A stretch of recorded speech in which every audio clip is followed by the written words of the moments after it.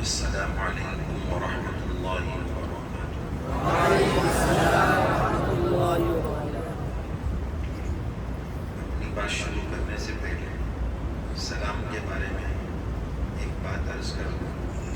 ایک بات تو یہ ہے کہ ہمارے ایک استاد محترم سلام اور سلام کے جواب کے سلسلے میں فرماتے تھے کہ اس میں سلامتی ہونی چاہیے، انداز سلام اور جواب کے انداز میں سلامتی ہونی چاہیے۔ جیسے بعض لوگ کہتے ہیں السلام علیکم، تو یہ اس میں سلامتی نہیں، فرماتے تھے یہ تو لٹ مار رہا ہے۔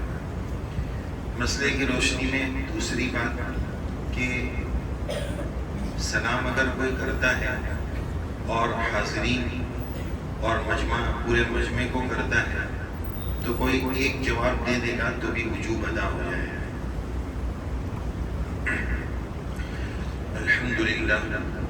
الحمدللہ وکفی وسلام علی عبادہ الذین اصطفی، اما بعد، اعوذ باللہ السمیع العلیم من الشیطان الرجیم، بسم اللہ الرحمن الرحیم، ومن احسن قولا ممن دعا الی اللہ وعمل صالحا وقال اننی من المسلمین، وقال رسول اللہ صلی اللہ علیہ وسلم ان من البیان لسحرا، صدق اللہ العظیم وصدق رسوله النبی الکریم، ونحن على ذلك لمن الشاہدین والشاکرین، والحمد للہ رب العالمین۔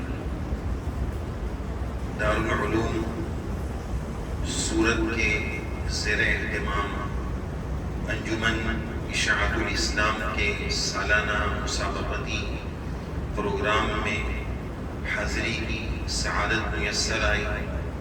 اس پر سب سے پہلے بندہ اللہ کی بارگاہ میں سرو سجود اور شکر گزار ہے کہ اتنے اچھے جلسے میں حاضر رہنے اور اس کے گواہ بننے کا اللہ تعالیٰ نے موقع عنایت فرمایا، اور اسی کے ساتھ ساتھ ہمارے کرم فرما مدرسے کے ذمہ داران مفتی زکریا صاحب، مفتی اسعد صاحب، اساتذہ کرام، ان کا بھی شکر گزار ہوں کہ انہوں نے اس جلسے میں حاضری کا ہمیں موقع دیا۔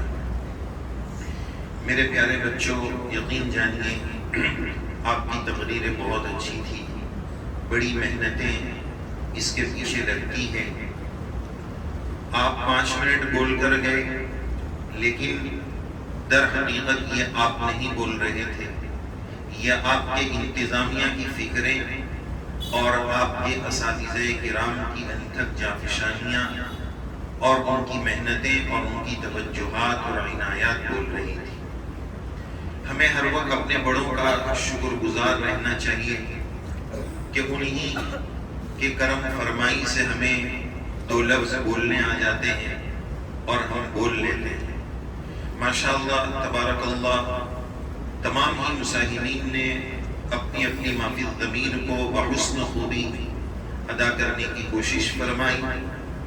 یہ عاجز اپنی طرف سے آپ تمام کو دل کی اتاہ گہرائیوں سے بے پناہ مبارکبادی پیش کرتا ہے اور دعا کرتا ہے کہ رب کریم آپ کو میدان خطابت کے مزید بام عروج تک پہنچائے اور امت کے لیے نافع بنائے۔ اخلاص اور استقامت کے ساتھ رب کریم ہم سب کو دین مدین کی خدمت کے لیے تادم حیات قبول فرمائے۔ اس عزیز نے 10 پوائنٹس نوٹ کیے ہیں جو آپ کی خدمت میں انشاءاللہ پیش کرنے کا ارادہ ہے، اور اسی دوران ہمارے عزیز طلباء نے جو کچھ معمولی کوتاہیاں کی ہیں، جو میرے اعتبار سے میں نے نوٹ کیے ہیں، وہ آپ کی خدمت میں پیش کریں گے۔ بطور وضاحت کے یہ بھی عرض کر دوں کہ اس طرح کی رہنمائی یا اس طرح کی اغلاط کی نشاندہی سے ہم یہ کوئی اعلان نہیں کرنا چاہ رہے کہ کرسی پر بیٹھا ہوا شخص کوئی باکمال کامل و اکمل میدان خطابت کا اعلیٰ درجے کا شہسوار ہے۔ یہ اس پوری گفتگو کا پیغام نہیں ہے، بلکہ اس پیغام کو اس زاویے سے آپ دیکھیں کہ ایک پرانا مریض نئے مریض کو کچھ ٹوٹکے بتا رہا ہے، اس زاویے سے دیکھیے گا۔ اور ہو سکتا ہے کہ اس گفتگو کے دوران ہماری بھی بہت ساری اغلاط ممکن ہیں، چونکہ یہ سوشل میڈیا کا زمانہ ہے، کومنٹ کا زمانہ ہے کہ آپ تو کرسی پر بیٹھ کر آداب سکھا رہے ہیں اور آپ بھی ان آداب سے عاری ہیں، تو یقیناً عاری ہے اور بہت ممکن ہے کہ اغلاط ہو جائے، اس لیے یہ وضاحت بھی ضروری ہے۔ انہی 10 باتوں میں انشاءاللہ بیچ میں کچھ نشاندہی اغلاط بھی کریں گے۔ خطیب کے لیے سب سے پہلی چیز جو ہم نے نوٹ کی ہے وہ ہے اخلاص نیت۔ اخلاص نیت کا کیا مطلب؟ یہ تو ہم بار بار اخلاص نیت کی تقریر سنتے ہیں، لیکن خطابت میں اخلاص نیت کی کیا کیا چیزیں ہیں؟ اس میں ایک پہلو تو یہ ہے کہ کبھی بھی ہم میدان خطابت میں جائیں تو کمال اخلاص کا تقاضا یہ ہے کہ مجمع کی کمیت و کیفیت سے متاثر ہوئے بغیر اللہ کا پیغام پہنچائے۔ اب اس کی مزید تشریح یہ ہے کہ بعض مرتبہ یہ ہوتا ہے کہ آدمی دیکھتا ہے کہ مجمع بڑا ہے تو پھر میں بڑی تقریر کروں گا، 2-5 لوگ بیٹھے ہیں تو 2-5 منٹ میں ختم کر دوں گا۔ مجمع تھوڑا ایجوکیٹڈ پڑھا لکھا ہے تو پھر میں اپنی دھاک بٹھانے کے لیے اچھی تقریر پہ لوں گا، اور اگر مجمع ایسا لگ رہا ہے کہ گاؤں دیہات کا ہے تو پھر ان کو 6 نمبر بول کے رخصت کر دو۔ تو یہ نہ ہو۔ دوسرا، اخلاص میں یہ بھی پہلو ہے کہ مقرر اور خطیب صاحب کی نظر اشتہار پر نہ ہو کہ میرا نام اوپر لکھا ہے کہ نیچے لکھا ہے، میرا نام جلی لکھا ہے کہ خفی لکھا ہے، چھوٹا لکھا ہے کہ بڑا لکھا ہے۔ اللہ والوں کے اخلاص کے تعلق سے ایک واقعہ عرض کروں۔ حضرت مولانا حسین احمد مدنی رحمہ اللہ کا واقعہ ہے، کتاب کا نام ہے حضرت حسین احمد مدنی رحمۃ اللہ علیہ واقعات و کرامات کی روشنی میں۔ اس کتاب میں یہ واقعہ موجود ہے کہ ایک مرتبہ حضرت مدنی رحمۃ اللہ علیہ کا کسی مقام پر واز تھا، اور قریب میں اسی مسجد کے بالکل قریب میں اسی دن اسی وقت بانی تبلیغ حضرت مولانا الیاس صاحب رحمۃ اللہ علیہ کا بھی واز تھا۔ دونوں کے اپنے اپنے مریدین اور فالورز اپنے اپنے مقام پر پہنچ گئے، ایک ہی وقت میں دونوں پروگرام تھے۔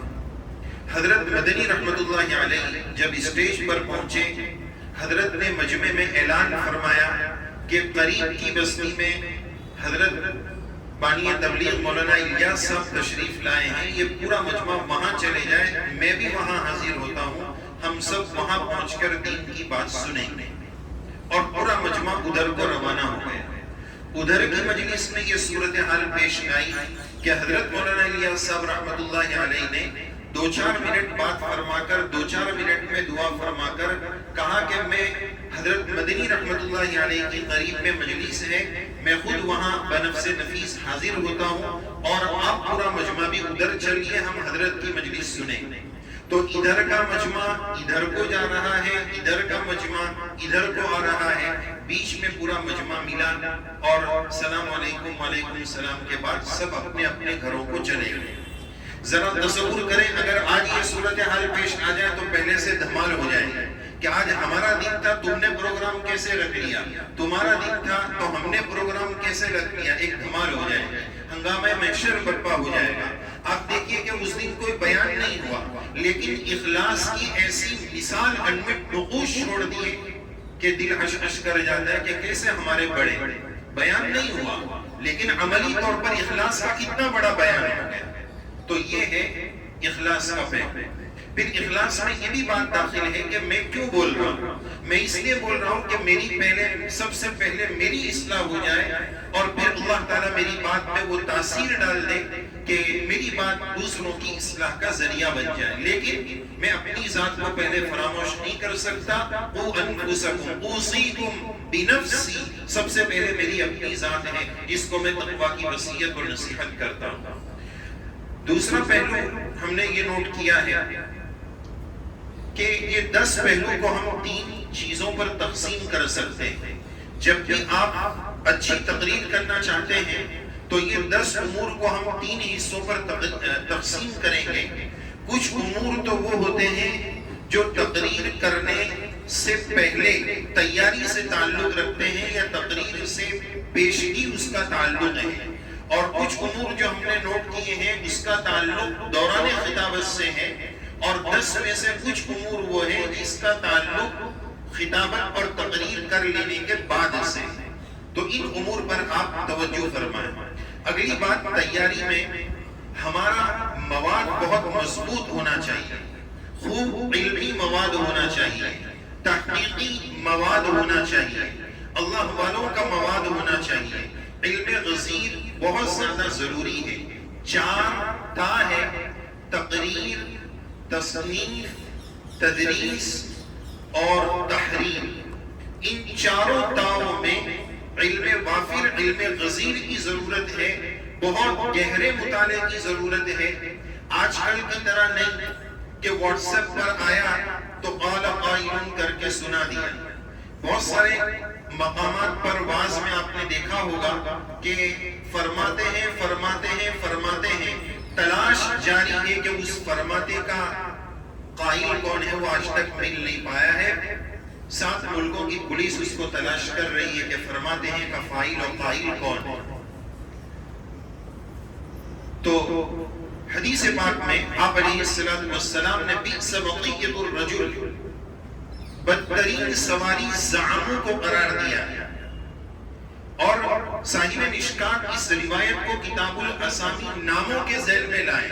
حالانکہ اس کا اسامی سے بظاہر کوئی ربط نہیں لگتا ہے، لیکن محسوس ہی ہوتا ہے کہ غالباً صاحب مشکات اس مناسبت سے لائے کہ جب کوئی آدمی بہت زیادہ بھیکو ہو جاتا ہے، مثلاً فرماتے ہیں کرتا ہے، تو پھر حضرت کا نام ہی یہ ہو جائے گا کہ حضرت فرماتے ہیں آئے ہیں، تو وہ حضرت زعمو آئے ہیں، ان کا نام ہی زعمو ہے، اس لیے صاحب مشکات اس کو کتاب الاسامی میں لائے۔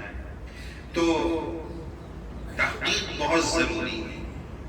سلیمان علیہ السلام کا واقعہ قرآن مجید میں موجود ہے، اس میں ہمارے لیے عبرت ہے کہ ہدہد کی جھوٹ بولنے کی مجال نہیں تھی کہ کہاں گیا۔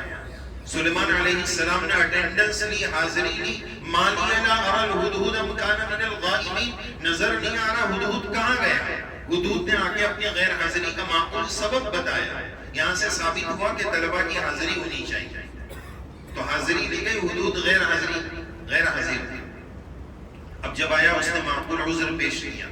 سلیمان علیہ السلام کیا فرماتے ہیں؟ سننظر اصدقت ام کنت من الکاذبین، ہم چیک کریں گے، ری چیک کریں گے کہ تو کتنا سچ بول رہا ہے۔ ہماری طرح نہیں کوئی پوچھ لے ہمیں کہ مولانا یہ بات آپ نے بیان کی تو کہاں سے آپ نے بیان کی، تو آج کل لوگ زعموں کی قبیل سے جواب یہ دیتے ہیں کہ وہ ایک واٹس ایپ کے گروپ میں آیا تھا، اس میں کچھ مولانا لوگ بھی ہیں، تو وہاں سے میں بول رہا ہوں۔ بھائی یہ کوئی حوالہ ہے؟ بلکہ ہمارے استاد محترم تو یہ بھی فرماتے تھے کہ مشکات شریف کے بجائے اصل ماخذ کا حوالہ دو۔ مشکات میں تو حوالہ جات موجود ہے، تو ہمارے کچھ ساتھیوں نے، طلبہ نے مشکات کا حوالہ دیا۔ ہمارے استاد یہ فرماتے تھے کہ مشکات کے بجائے صاحب مشکات نے یا صاحب مصابی نے جو حوالہ پیش کیا ہے وہ اصل ماخذ پیش کرو۔ ہمارے استاد حضرت مولانا شیخ یونس صاحب جونپوری رحمۃ اللہ علیہ تحقیقی مزاج بنانے کے لیے حضرت ایک جملہ بہت اہم ارشاد فرماتے تھے، بچوں خوب تحقیق کرو، اصل ماخذ تک پہنچنے کی کوشش کرو۔ اگر حافظ ابن حجر نے تو کیا ابن جبل نے بھی کوئی بات بیان کی ہونا تو اس پر اتقاء اور اعتماد مت کرو، تحقیق کرو۔ حضرت کا یہ جملہ ہے، ابن حجر نے تو کیا ابن جبل نے بھی بیان کیا ہو تو تحقیق کے بغیر مت بولو۔ اب سمجھ سکتے ہیں کہ حضرت کا منشا کیا ہے۔ تو بہرحال تحقیقی مزاج اور تحقیقی مواد یہ ضروری ہے، اور کامیاب خطیب کے لیے 3 چیزیں ضروری ہیں۔ نمبر 1، اور کامیاب طبیب کے لیے بھی 3 چیزیں ضروری ہیں۔ نمبر 1، ہمدردی مریض، تشخیص مرض، تجویز دوا۔ قوم کا درد، ڈاکٹر صاحب میں اگر درد نہیں ہے، دردی کا، مریض کو شاید گجراتی میں دردی بولتے ہیں، تو اس کا درد نہیں ہے، بس قتل خانہ کھول رکھا ہے، پیسے بٹورنے کے لیے دکان کھول رکھی ہے، ہمدردی مریض نہیں ہے، تو وہ طبیب، وہ ڈاکٹر ناکام۔ تو ہمدردی مریض، تشخیص مرض، مرض چیک کرنا. کوئی آ کر بول رہا ہے پیٹ میں دکھ رہا ہے، اب اس کو تھوڑا سا گیس ہو گیا اور یہ کہہ رہا ہے کہ اپینڈکس ہوا، پیٹ کاٹ دیا اس کا. نیم حکیم خطرہ جان، تشخیص مرض. اب یہ مرض ہے تو تجویز دوا، اس کی دوا کیا ہو سکتی.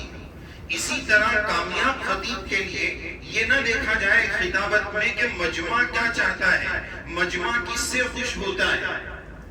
بھائی شوگر پھیلا ہوا ہے، شوگر کے مریض کو تو جلیبی اچھی لگ رہی ہے لیکن وہ اس کے لیے ہانیکارک ہے. یہ نہیں کہ اس کو جلیبی پکڑا دیں گے کہ وہ جلیبی چاہ رہا ہے تو جلیبی دے دو. نہیں، ضرورت کیا ہے؟ ہمدردی مریض، قوم کا درد، قوم کی فکر.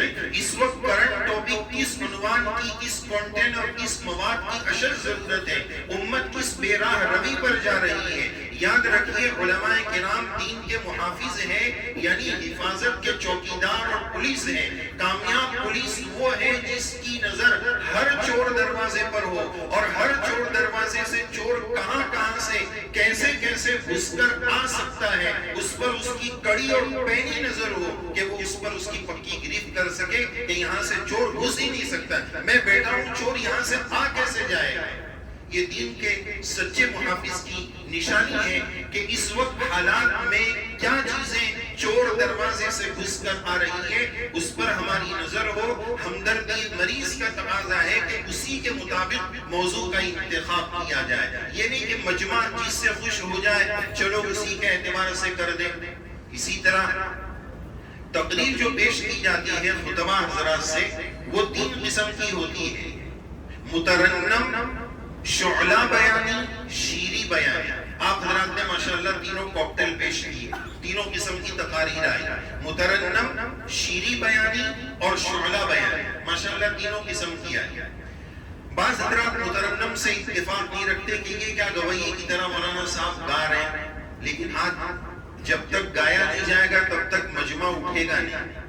تو اس لیے موجودہ دور کے اعتبار سے بعض ماہرین کا یہ کہنا ہے کہ وہ مقررین مارکیٹ میں زیادہ چلتے ہیں جو تینوں کا یکساں ملکہ رکھتے ہیں اور اپنی خطابت میں تینوں کو استعمال فرماتے ہیں. تو کچھ مترنم بھی ہو، کچھ شعلہ بیانی بھی ہو اور کچھ شیری بیانی بھی. شعلہ بیانی کے تعلق سے ایک بات یاد آئی، ہمارے طلباء کے تاثرات میں یہ بات ہے کہ شعلہ بیانی میں یہ بھی خیال رکھا جائے گا کہ آپ کا موضوع کیا ہے. اب ایک طالب علم صوم پر تقریر کر رہا ہے لیکن اس کا انداز خطابت ایسا تھا کہ قتال فی سبیل اللہ پر کلام ہو رہا ہے. انداز تخاطب، انداز خطاب ایسا تھا. تو اگر صوم ہے تو سائن تو ویسے ہی بیچارہ تھوڑا سا ڈل رہتا ہے. اب وہ ماشاءاللہ روزے کی حالت میں قتال فی سبیل اللہ میں تو ویسے بھی روزہ فرض روزے کی بھی گنجائش اور رخصت دی گئی ہے. تو موضوع کے مناسب شعلہ بیانی، زیر و بم، صوتی مد و زجر، اس کی رعایت ضروری ہے. اسی طرح تیسری اہم چیز جو ہم نے نوٹ کی ہے سوز درو. الفاظ تو تاثیر سے بنتے ہیں، الفاظ تو تاثیر سے بنتے ہیں تلفظ سے نہیں. الفاظ تو تاثیر سے بنتے ہیں تلفظ سے نہیں. اہل دل آج بھی آگے ہیں اہل زبان سے. تاثیر پیدا کرتا، بات میں روحانیت آ جائے. یہ بات میں روحانیت اور تاثیر کیسے پیدا ہوتا ہے؟ امت کا درد پیدا کرنا، امت کی فکر پیدا کرنا. اور اس کے لیے چوتھے نمبر پر ہم نے یہ بھی چیز رکھی ہے کہ سوز درو پیدا کرنے کے لیے اور بہت ساری چیزوں کے لیے تقریر کرنے سے پہلے موجودہ دور کے نامور مقررین کی تقاریر کو سننا. اگر وہ اللہ والے بزرگ ہیں، اہل اللہ ہیں، تو آپ کو وہاں سے مواد بھی ملے گا، انداز خطابت بھی ملے گا، اور سب سے بڑی بات وہاں سے ان کی گفتگو سے سوز درو بھی ملے گا. جس درد کی کیفیت کے ساتھ وہ اللہ والے بولے ہیں، آپ تقریر کی تیاری کے لیے صرف تقریر کی کتاب دیکھ کر نہ کر دیں بلکہ کسی اللہ والے بزرگ کا اگر اس عنوان پر بیان ہے وہ بھی سنیں اور اس سے سوز درو بھی پیدا ہو. ماشاءاللہ تبارک اللہ. عزیز طلبہ نے 4 تقریریں یاد کی. یہ بہت ہی اچھا پہلو ہے، خوش آئند پہلو ہے اور اس میں بڑی محنتیں لگی ہوئی. اللہ ان محنتوں کو بے انتہا قبول فرمائے۔ اس وقت مجھے اپنی زمانے طالب علمی کا ایک واقعہ یاد آ رہا ہے، اس کو آپ لطیفہ بھی کہہ سکتے ہیں، اور اناؤنسر صاحب آپ کی خدمت میں اسی مناسبت سے ایک بات پیش کروں گا کہ ہم طالب علم جب تھے تو الحمدللہ اسی طرح ہم نے مسابقے میں حصہ لیا، تو وہاں آپ تو اس سے بھی آگے بڑھ گئے۔ ہمارے اس مسابقے میں ایک مساہم کو 3 تقریر یاد کرنی تھی، تو ہمارے ایک ساتھی نے 3 تقریر کا عنوان دیا تھا اتحاد و اتفاق، امت کا شیرازہ کیسے منتشر ہوا، وَاعْتَصِمُوا بِحَبْلِ اللَّهِ۔ سمجھ رہے ہو؟ تو اناؤنسر صاحب شاید آپ نے 4 میں 3 پیش کیے تھے، 2 مکس اپ لگ رہا۔ پولیس کا کام ہے پکڑنا۔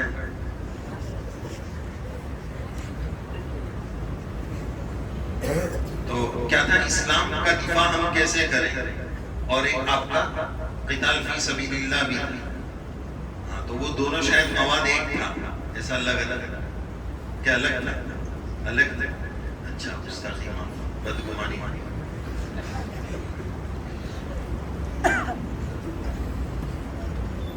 کچھ لفظ اغلاق جو آپ حضرات کی طرف سے میں نے نوٹ کی ہے۔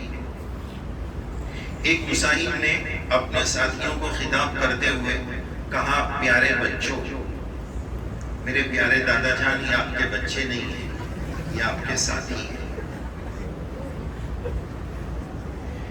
ایک ساتھی نے یہود بے بہبود کو پتہ نہیں کیا پڑھا تھا، وہ مجھے یاد نہیں رہا، یہود بے بہبود صحیح ہے۔ اناؤنسر صاحب چونکہ طالب علم ہیں اس لیے ان کو بول رہا ہوں، آپ نے شاید بحسن خوبی، سب سے شروع میں جب کل رات میں بات شروع ہوئی تھی تو آپ نے شاید کہا تھا بحسن خوبی، یہ شاید بحسن خوبی ہونا چاہیے۔ واو کیسے! بہت سارے طالب علم نے، مساہم نے جب تقریر ختم کی تو اخیر میں جو جملہ بولا جاتا ہے وَآخِرُ الدَّعْوَانَ، وَآخِرُ دَعْوَانَ، آپ میں سے اکثر نے پڑھا وَآخِرُ الدَّعْوَانَ، الف لام لگا کر۔ تذکیر و تانیث کا خصوصی خیال رکھا جائے۔ نماز عطا کی گئی یا عطا کیا گیا، زلیخا آیا تھا یا یوسف گئی تھی۔ ایک طالب علم نے سبقت لسانی میں شاید حامان کے بجائے اس کی زبان سے ہارون نکل گیا ہے۔ ایک طالب علم نے اپنی تقریر کے دوران کہا، حدیث شریف میں آیا ہے کہ حضرت علی رضی اللہ عنہ نے فرمایا، نے اساتذہ سے آپ اس جملے کی اصلاح کروا لیں، یہ جملہ صحیح نہیں کہ حدیث میں آپ صلی اللہ علیہ، حدیث میں آیا یہ نہیں تھا۔ طالب علم نے یہ کہا تھا کہ آپ صلی اللہ علیہ وسلم نے فرمایا کہ حضرت علی رضی اللہ عنہ فرماتے ہیں کہ آپ صلی اللہ علیہ وسلم نے فرمایا۔ اس کو یوں کہا جاتا کہ حدیث شریف میں آیا حضرت علی رضی اللہ عنہ سے روایت ہے کہ رسول اللہ صلی اللہ علیہ وسلم نے ارشاد فرمایا، اس کو آپ یوں کہیں۔ ایک طالب علم نے سبقت لسانی میں ایک بات کہی لیکن وہ غلط نہیں ہوئی، وہ بھی صحیح بن گئی۔ عموماً یہ کہا جاتا ہے کہ کہنے سننے سے زیادہ عمل کی توفیق نصیب فرمائے۔ وہ طالب علم سے غالباً سبقت لسانی میں یوں نکلا تھا، کہنے سننے اور عمل کی توفیق نصیب فرمائے۔ تو چلو یہ بھی بہت اچھا ہے، کہہ بھی رہے ہیں، سن بھی رہے ہیں، اور عمل کی بھی توفیق ہو جائے۔ اچھا، یہ سننے کے لفظ سے مجھے ایک بات یہ یاد آئی کہ یہ جو ہماری انجمنوں کی نشاطات ہیں، سرگرمیاں ہیں، اردو ہے، عربی ہے، جو بھی تقاریر ہمارے مدرسوں میں ہوتی ہے، تو تقریباً ایک طالب علم 15 دن میں ایک مرتبہ عموماً مدارس میں باری آتی ہے، آپ کے یہاں بھی ایسا ہی ہوگا، تو 15 دن میں گویا 2 گھنٹے آپ نے انجمن کو دیے، ہے نا؟ 2 گھنٹے میں سے 5 منٹ آپ نے تقریر کی اور 1 گھنٹہ 55 منٹ تقریر سنی۔ تو اس انجمن سے ہمیں یہ بھی سیکھنا چاہیے، بلکہ سکھایا جا رہا ہے کہ مولانا جو ہے نا وہ صرف بولنا چاہتا ہے، سننا نہیں چاہتا۔ ون مین شو، میں ہوں تو وہاں کو دوسرا مولانا نہیں چاہیے، اکیلا میں ہی رہوں گا۔ تو ہمارے اندر سننے کا مزاج نہیں۔ 5 منٹ بلوایا گیا ہے، 1 گھنٹہ 55 منٹ سنوایا گیا ہے نا. اسی لیے کسی نے پیارا جملہ کہا ہے، بولنا چاندی ہے تو چپ رہنا اور سننا سونا ہے. اور اللہ تعالیٰ نے زبان ایک دی ہے، کان 2 دیے ہیں، اس کے لیے کہ سن زیادہ بول کم. زبان ایک ہی ہے اور کان 2 ہے. اب ہمارا مزاج یہ کہ نہیں، زیادہ بولوں گا میں ہی، بس سب سنیں. زیادہ تم بولتے نا تو پھر میرا سر دکھتا ہے. اچھا، اور الحمدللہ ہم نے بھی زیادہ سنا، کل رات سے ہی سن رہے ہیں. ایک بات، کچھ طلبہ نے خطبہ شروع کیا، تقریر شروع کی، اور پھر اس کے بعد بیچ میں کہتے ہیں السلام علیکم. بہتر طریقہ یہ ہے کہ السلام قبل الکلام. حرمین شریفین میں اور مقامات میں جب امام صاحب جمعہ کے خطبے کے لیے تشریف لاتے ہیں تو اذان جمعہ سے پہلے سب سے پہلے وہ کہتے ہیں السلام علیکم ورحمۃ اللہ، پھر بیٹھتے، پھر اذان ہوتی اور پھر خطبہ. السلام قبل الکلام، بیچ میں سلام مناسب نہیں. اسی طرح ایک اہم ہدایت یہ ہے کہ جو آپ کی تقاریر تھی اس میں آپ کو 3 منٹ اور 5 منٹ کا وقت دیا گیا ہے. اب کوئی طالب علم، اصل تو 3 منٹ کا وقت سمجھ لیجیے، تو ایک طالب علم نے تقریباً 1 منٹ 27 سیکنڈ کا خطبہ پڑھا. تو خطبہ اتنا بڑا ہو گیا. بھائی 1 کلو چاول میں نمک جتنا ڈالنا ہے 5 کلو میں اتنا نہیں ڈالنا، اس سے زیادہ ڈالنا. 5 کلو میں جتنا ڈالنا ہے 1 کلو میں اتنا نہیں ڈالنا. تو اگر آپ 1 گھنٹے کا بیان کرنے والے ہیں تو اس حساب سے خطبہ ہوگا. 5 منٹ کا بیان کرنے والے ہیں تو اس حساب سے خطبہ ہوگا. اسی طرح ایک بات یہ عرض کرنی ہے کہ تقریروں میں انگریزی کلمات کا استعمال، اہل ذوق کے اس میں متضاد مختلف مزاج ہیں. بعض کہتے ہیں کہ اس پیوند کاری کی ضرورت نہیں، اور بعض کہتے ہیں کہ نہیں، بات کو اقرب الی الفہم کرنے کے لیے مترادفات بھی بولیے، انگریزی الفاظ سے بات سمجھ میں آ جائے گی، مجمع کی رعایت کیجیے. تو اگر ہم انگریزی کلمات کا استعمال کرتے ہیں، جیسے کہ نمبرات میں انداز تلفظ ہی تھا، نمبرات جی تلفظ ہی تھا. تلفظ کے بھی نمبرات ہیں. تو ایک تو اردو تلفظ بھی آپ دیکھیے، صرف تقریر کی کتاب کافی نہیں. بلند ہے یا بلند ہے، صحیح کیا ہے، سوال ہے یا سوال ہے، لغت کی مراجعات کیجیے. اور انگریزی کے تعلق سے میں بات یہ عرض کر رہا تھا کہ اگر ہمیں وہ جملہ، وہ کلمہ بولنا ہے تو اس کلمے کو اس زبان والے جس انداز میں بولتے ہیں اسی زبان میں بولا جائے تو اچھا ہے، ورنہ وہ ایک مذاق کا، ہنسی کا ذریعہ بن جائے. جیسے اردو کتابوں میں لکھا ہے کالج، کالیج بولتے ہیں ہمارے طلبہ، چونکہ لکھا بھی کتابوں میں اسی طرح ہے. اب انگریزی میں وہ کالج بولا جاتا ہے، ہم اس کو کالیج بولیں گے تو کالج والا سن لے گا تو اس کو قے آ سکتی ہے کہ یہ کس کی بات کر رہا ہے، ہماری کالج کو اس نے کیا بنا دیا. ہمارے مدرسے کو اگر کوئی توڑ کر کچھ اور بول دے تو ہمیں بھی اچھا نہیں لگے گا. تو انگریزی کلمات کا استعمال کرنا ہے تو اسی تلفظ اور پروناؤنسیشن کا خیال رکھتے ہوئے ان کلمات کو بولا جائے گا. تو یہ کچھ باتیں میں نے نوٹ کی تھی. اگلی بات کہ تقاریر کی تیاری کیسے کریں.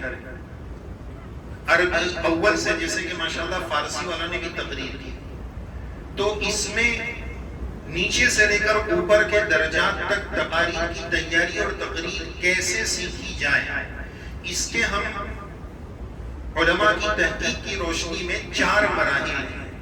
پہلا ہے مکتوب، دوسرا ہے حفظی، تیسرا ہے اعدادی اور چوتھا ہے ارتجالی. مکتوب کا مطلب یہ ہے کہ طالب علم خطابت کے میدان میں آئے تو سب سے پہلے وہ دیکھ کر پڑھے، اس کو عبارت خوانی آ جائے. اچھا، فارسی اور اردو کے درجات میں اردو کی کتاب ہوتی ہے، تو سوال یہ کہ عبارت خوانی تو وہاں سیکھ رہے، پھر یہاں اس کی کیا ضرورت ہے؟ یہاں اس کی ایک ضرورت، اس کے 2 فائدے ہیں. تقریری میدان میں قدم رکھنے کے بعد آغاز مکتوب سے کرنے کا کے 2 فائدے ہیں. ایک فائدہ تو اس کا یہ ہوگا کہ مجمع کی ہیبت یہاں سے ختم ہو جائے گی اور کم ہو جائے گا. دوسرا فائدہ سوال کا جواب کہ اردو درجات اور فارسی درجات میں تو اردو کتابیں پڑھ لیں. اب یہاں مکتوب اور کتاب پڑھنے کا کیا منشا ہے, کیا فائدہ ہے؟ تو دوسرا فائدہ یہ ہے کہ جب اردو درجات میں ہمارے بچے کتابیں پڑھتے ہیں تو وہاں مقصد یہ ہوتا ہے اردو زبان کی چوتھی تیسری وغیرہ, تو وہاں اس طرح ہوتا ہے کہ آپ سلاست کے ساتھ فر سرسر عبارت پڑھتے چلے جاؤ, سلاست پر آپ کی قدرت اور دسترس مضبوط کرتے ہیں. اب ہمارے طلباء وہی انداز فضائل اعمال یا اس طرح کی کتابی تعلیم میں سٹا سٹ پڑھتے چلے جاتے ہیں, تو اس سے کچھ مفہوم نہیں ہوتا ہے. اچھی عبارت خوانی تو ہو گئی, لیکن اس کو ہم تعلیم بولتے ہیں نا, بھائی چلو تعلیم کرو. تو تعلیم کا مقصد صرف سلاست کے ساتھ عبارت پڑھ دینا نہیں ہے, اس انداز میں پڑھنا کہ مفہوم ہو جائے, سمجھ میں آ جائے, ایکسپلین ہو جائے. مفہوم کا لفظ میں بولتا ہوں تو ہمارے استاد محترم حضرت شیخ یونس صاحب رحمۃ اللہ علیہ کی ایک بات یاد آتی ہے. ہمارے جو بخاری کی عبارت پڑھنے والے ساتھی تھے, ان کی آواز نسبتاً تھوڑی سی موٹی تھی, تو مائک میں بولنا ہے. ہاں, یہاں سے یہ بھی ادب تقریر کا سیکھنا ہے کہ جب ہم بولے تو مائک سے کتنا دور رہے اور مائک سے کتنا قریب جائیں. بعض مرتبہ ہم اتنا مائک میں گھس کر چڑھاڑ دیتے ہیں کہ بات سامنے والے کو سمجھ نہیں آتی. تو استاد محترم ان کو یہ جملہ فرماتے تھے سہارنپوری زبان میں کہ بس کیا پڑھے ہیں, مسموع تو ہوتا ہے کچھ مفہوم تو ہوتا نہیں. آواز بھی موٹی اور مائک میں تھوڑا بھڑوں ہو جاتا تھا, تو حضرت ناراض ہو کر یہ جملہ فرماتے ہیں. تو تعلیم کا فائدہ یہ ہوگا, جیسے تبلیغی احباب جب تعلیم کرتے ہیں تو وہ اسی انداز میں کرتے ہیں کہ سامنے والے کو وہ سمجھا سکیں. رسول اللہ صلی اللہ علیہ وسلم نے فرمایا, کاٹ کاٹ کر کھینچ کر, تاکہ بات سامنے والے کے دل دماغ میں اتاری جا سکے. وہاں سلاست سے پڑھنا مقصود نہیں, تو مکتوب کا کہ یہ دو فائدے ہو جائیں. اس کے بعد حفظی, فارسی اول, عربی اول, دوم, سوم تک آپ ایسی کتابوں سے حفظی رٹ کر تقریریں یاد کیجئے کہ آپ کے پاس مواد الفاظ کا وسیع ترین ذخیرہ جمع ہو جائے. اچھی معیاری کتابیں جس میں اچھی تعبیرات ہو, مشکل الفاظ ہو, یہ الفاظ کا اسٹاک جمع کرنے کا وقت ہے. کم سے کم عربی سوم اور چہارم تک آپ شاہکار تقریر لیجئے, آپ سحر الکلام لیجئے, سحر البیان لیجئے, انقلاب آفری تقریر لیجئے, شعلہ بیانی لیجئے, پتہ نہیں کیا کیا نام, بہت سارے نام. ایک مرتبہ ہم جب دورے میں پڑھتے تھے تو اس سے پہلے جب تقریریں کرتے تھے تو بہت ساری تقریروں میں مؤلف کے نام سے لکھا رہتا تھا کہ متعلم فلاں مدرسہ. تو مجھے یہ ہوتا تھا کہ یہ طالب علم اور کتاب کیسے لکھ رہے ہیں. تو جب ان علاقوں میں, ان مدارس میں پڑھنے گئے تو وہاں یہ راز سمجھ میں آیا کہ پیچھے جو تبرکات تشریف فرما ہوتے ہیں وہ تالیف مبارک پیچھے سے بیٹھ کر کرتے ہیں. 5 کتاب جمع کر کے اس میں سے ایک کتاب بناتے ہیں اور پھر لکھتے ہیں جنید عالم کشن گنجوی مؤلف. میں نے یہی نام پڑھا, اس لیے بول رہا ہوں معذرت کے ساتھ. اور ایسا نہیں کہ کوئی ایک علاقے والے, سب کے یہ کافی لوگوں کو ہم نے اس طرح ہمارے ساتھیوں میں بھی دیکھا. تو حفظی تقریروں کو یاد کرنا, حفظ کرنا, اچھی کتاب جس میں مواد کا وافر ذخیرہ, آسان نہ ڈھونڈے, مشکل الفاظ والی ڈھونڈے. اور تیسری چیز ہے اعدادی, یعنی آپ اب حفظ تو نہیں کر رہے, حفظ یاد کر کے تو تقریر نہیں کرنا ہے, لیکن آپ اس طرح پوائنٹس لکھ لیجئے کہ مجھے اس عنوان پر ان پوائنٹس پر ان نکات پر بات کرنی. حضرت رئیس مولانا عبداللہ صاحب کاپودروی رحمہ اللہ تعالی, حضرت کی زبان مبارک سے اس گنہگار نے اس سگے کانوں سے ایک بات سنی ہے.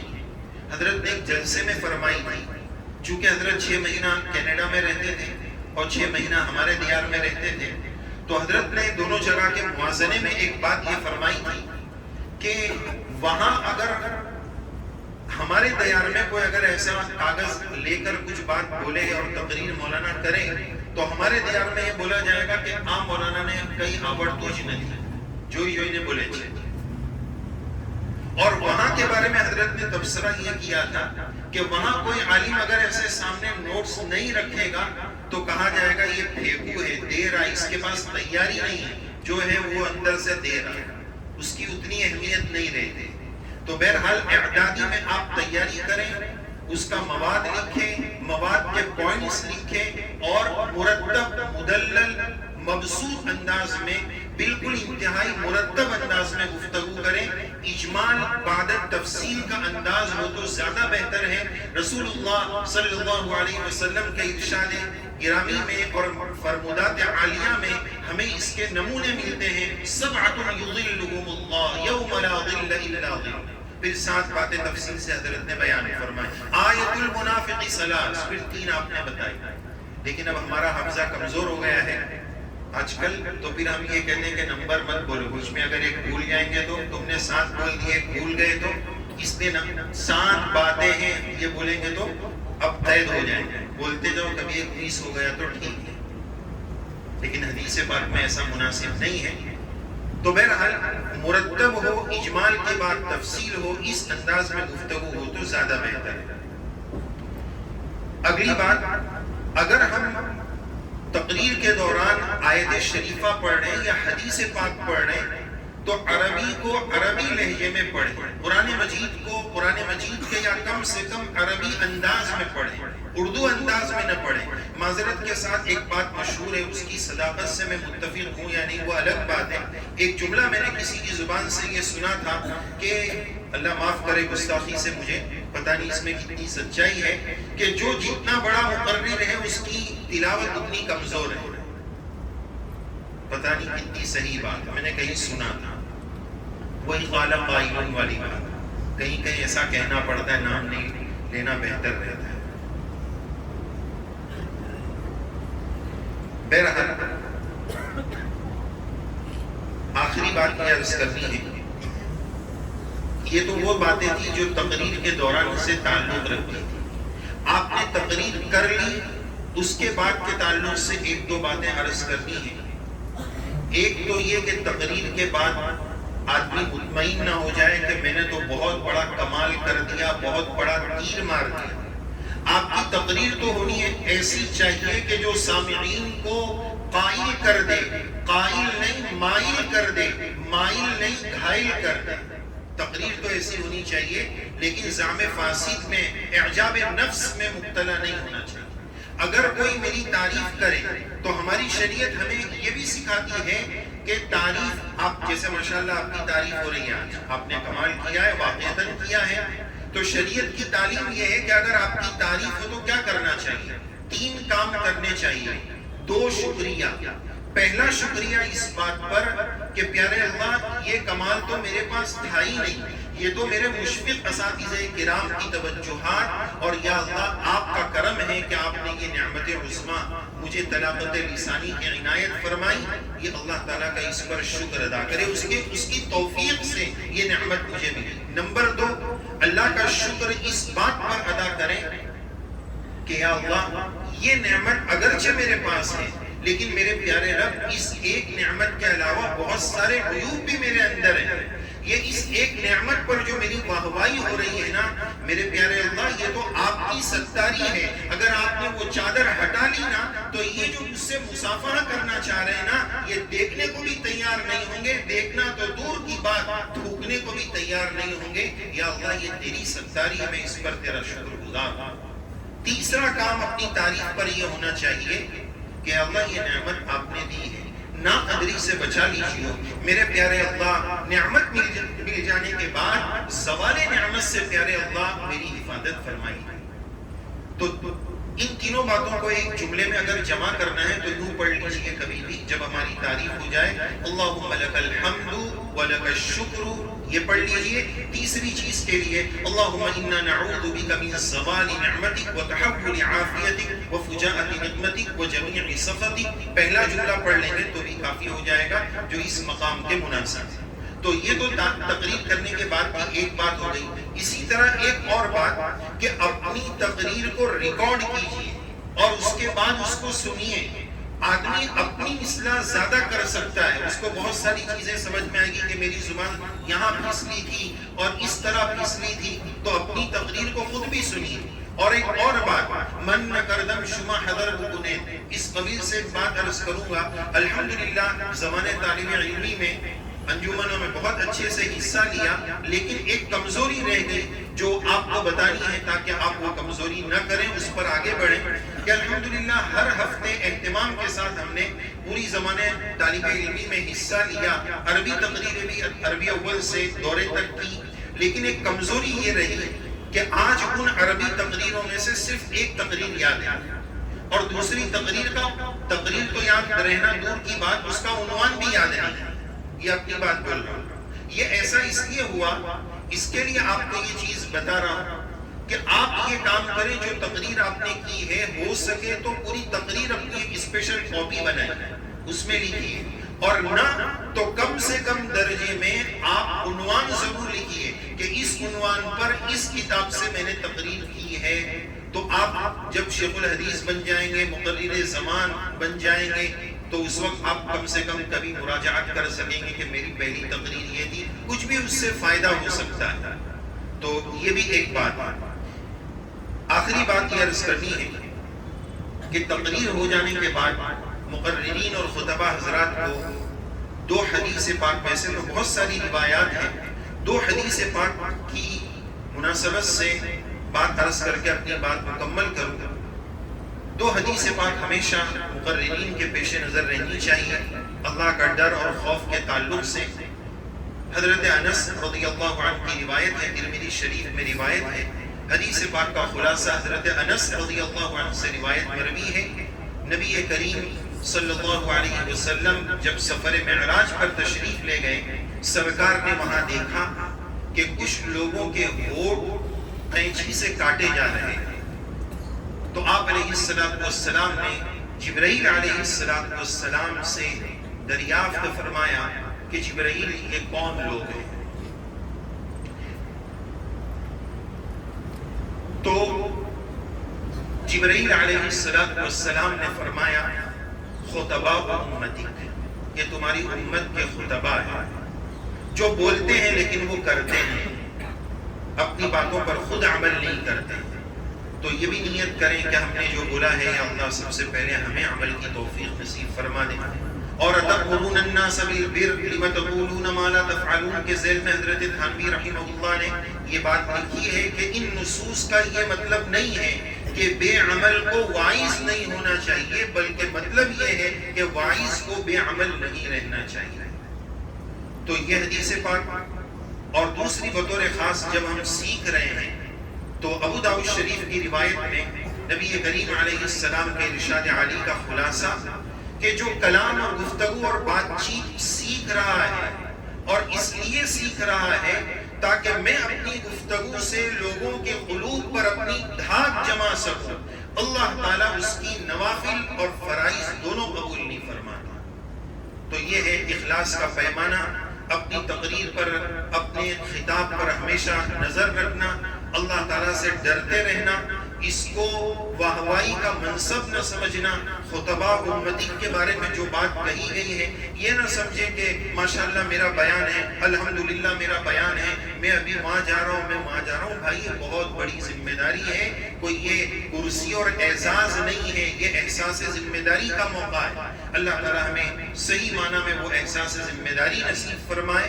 اور علماء نے اس تعلق سے کچھ وظائف بھی لکھے ہیں کہ اگر آپ تقریر کرنے آ رہے ہیں, ہمت نہیں کھلتی ہے, ڈر لگتا ہے, مجمع کا رعب ہوتا ہے, تو 3 باتیں وظائف کے طور پر علماء نے لکھی ہے. اسی پر اپنی بات کو مکمل کروں گا.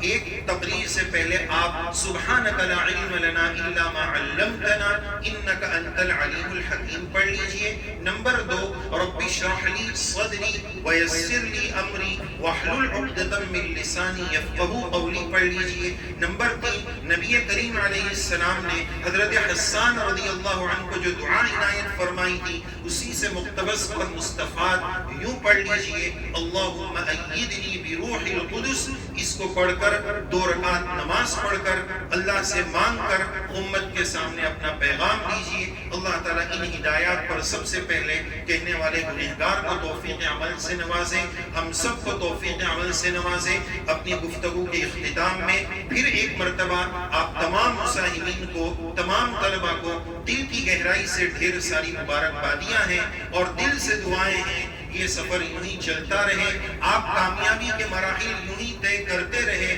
اسلام کے، ایمان کے اور اپنے مدرسے کے، اپنے اساتذہ کرام کے، اپنے والدین کی نیک نامی کا ذریعہ بنے، اشاعت دین کی خوب خدمت کرے۔ اللہ تعالیٰ آپ کی اس انجمن کو اسم با مسمہ بنائے۔ اللہ تعالیٰ ہم سب کو توفیق عمل سے نوازے۔ ہمارے یہاں اکابر بھی تشریف رکھتے ہیں، ان کی شان اقدس میں اس سما خراشی کے ذریعے، اس گنہگار کے ذریعے جو بھی گستاخی ہوئی اس کے لیے معذرت خواہ ہوں۔ اللہ توفیق عمل سے نوازے۔ جزاکم اللہ۔ السلام علیکم ورحمۃ اللہ، وآخر دعوانا ان الحمد للہ رب العالمین۔